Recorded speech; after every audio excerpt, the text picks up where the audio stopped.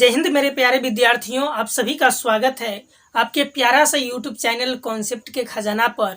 और आज मैं इस वीडियो में मैं आपको बताऊंगा इंग्लिश के बारे में।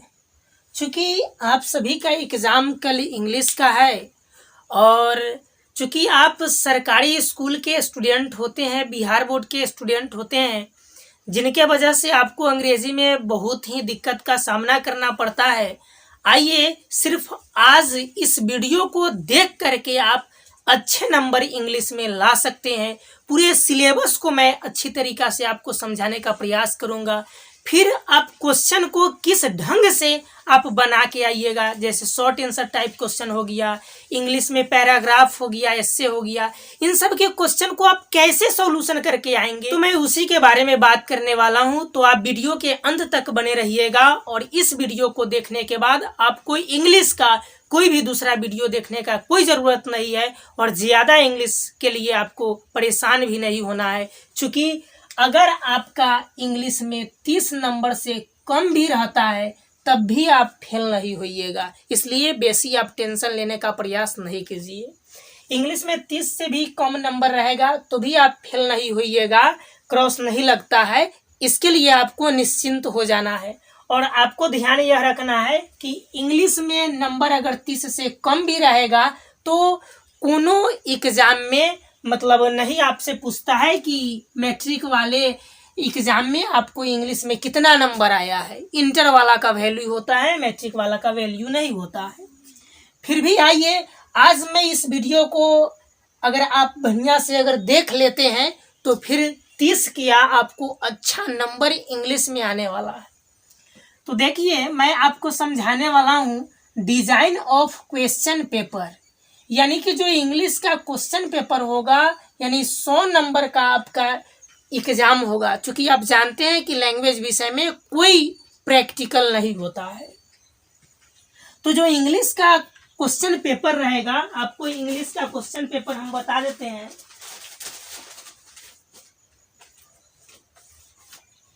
इंग्लिश का क्वेश्चन पेपर कुछ इस प्रकार के होने वाला है, देख लीजिए। कुछ इस प्रकार का क्वेश्चन पेपर आपका होगा और इसमें आपको पीछे जाइएगा तो दिया हुआ होगा सेक्शन बी। देखिए यहाँ पर दिया हुआ रहता है आपका सेक्शन ए रहता है और ये रहता है आपका सेक्शन बी, यानी कि पूरा आपका क्वेश्चन पेपर जो है वह क्वेश्चन पेपर आपका बटा हुआ होगा 2 सेक्शन में। एक को बोलते हैं सेक्शन ए और दूसरा को बोलते हैं सेक्शन बी बोलते हैं।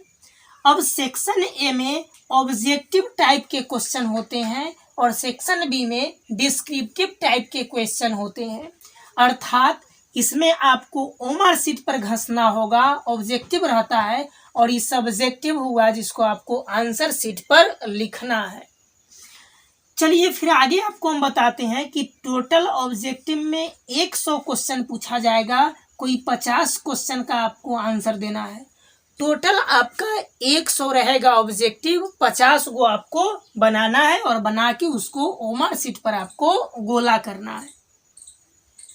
यहाँ पर आपसे जो 100 क्वेश्चन है उस 100 क्वेश्चन में 60 क्वेश्चन रहता है बुक से और 40 क्वेश्चन रहता है आपका ग्रामर सेक्शन से, कुल मिला के हो गया 100। तो आप क्या काम कीजिएगा कि आपने 8th 9th में इंग्लिश को पढ़ा ही होगा, तो आप सबसे पहले प्रयास कीजिएगा कि ग्रामर के क्वेश्चन को हम ऑब्जेक्टिव में बनाए। टेंस, नरेशन, वॉइस आपने पढ़ा होगा तो आपसे क्वेश्चन बनेगा ही।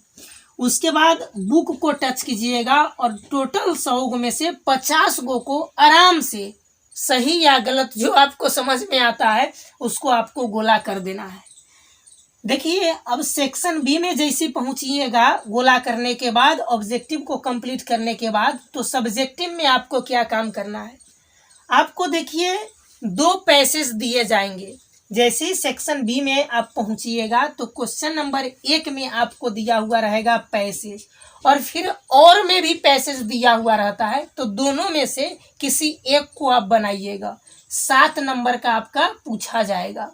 तो आपको ध्यान रखना है कि एक क्वेश्चन होता है जो 1 नंबर का रहता है, बाकी बात 3 गो क्वेश्चन आपका रहता है 2 नंबर का, तो सारे क्वेश्चन का आंसर देना है। 4 क्वेश्चन रहेगा, चारों क्वेश्चन का आंसर देना है। या तो आप या वाला बनाइएगा या फिर या वाला को छोड़ के बनाइएगा। फिर आप जैसे ही 2 नंबर में भी जाइएगा क्वेश्चन नंबर में, तो वहाँ भी आपको पैसेज मिलेगा और वो भी पूछता है 7 मार्क्स का, यानी कि कुल मिला के आप समझ सकते हैं कि 14 मार्क्स का एग्जाम में आपका इंग्लिश के पेपर में पैसेज दिया हुआ रहता है। और पैसेज को हिंदी में जानते ही हैं, गद्यांश कहते हैं। और आप लोगों ने हिंदी में, संस्कृत में आप लोगों ने गद्यांश बनाना सीखा ही होगा।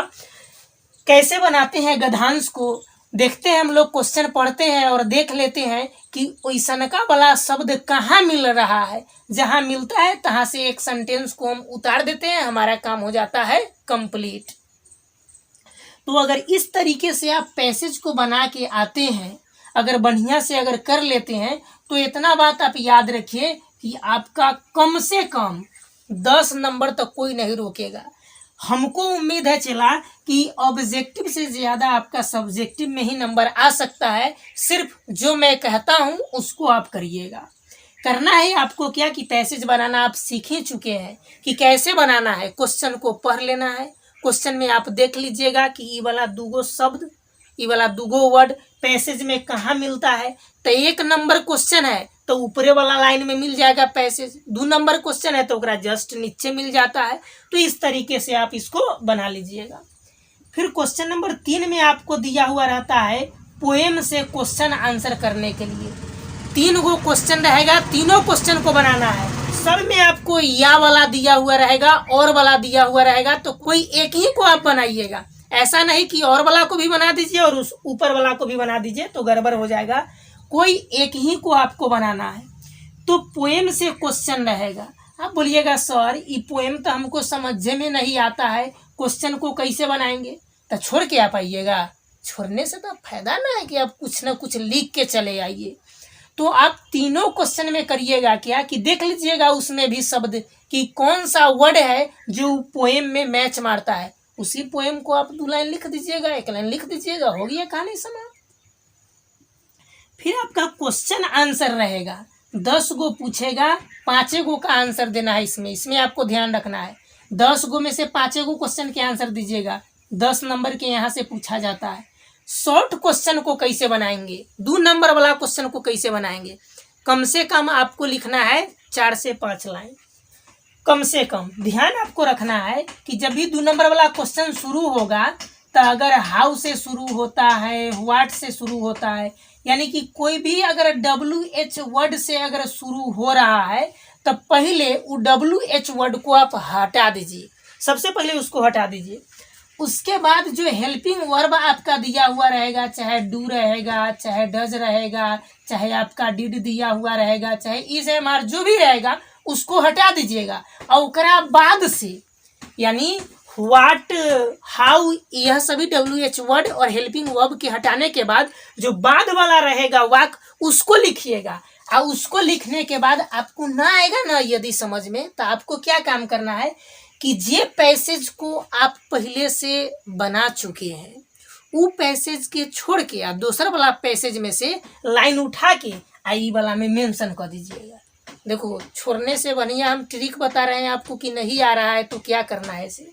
तो ये क्वेश्चन का आंसर उस पैसेज में से आप 2-4 लाइन लिख दीजिएगा, हो गया कहानी समाप्त। इस प्रकार से करके आप 5 क्वेश्चन को अगर बना देते हैं इधर उधर से खोज खाज के, तो आपका काम हो गया कंप्लीट। इतना बात जान लीजिए कि अगर 10 नंबर के है तो 5 नंबर तो मिलवे करेगा।